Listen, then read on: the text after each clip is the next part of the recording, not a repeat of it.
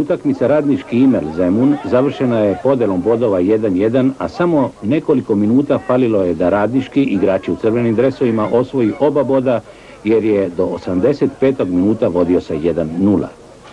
To vodstvo prvoligaša sa Novog Beograda je na neki način ilustrovalo situaciju na terenu. Domaćini su u većem delu utakmice prikazali bolju i organizovaniju igru, a gosti iz Zemuna danas nisu opravdali ugled ekipe iz gornjeg dela ligaške tabele. Prvu priliku za Radnički imao je Aleksić. Zatim Kitanov propušta šansu za Zemun. U 43. minutu Neven Gagić nabacuje loptu do Darka Tešovića, koji dovodi u vodstvo Radnički. U drugom poluvremenu u 51. minutu u 16. Zemuna oboren je Goran Aleksić. Penal je loše izveo Vladan Milojević i Radnički je tako propustio da osigura pobedu. Prvu priliku da izjednači imao je Boban Kitanov u 60. minutu.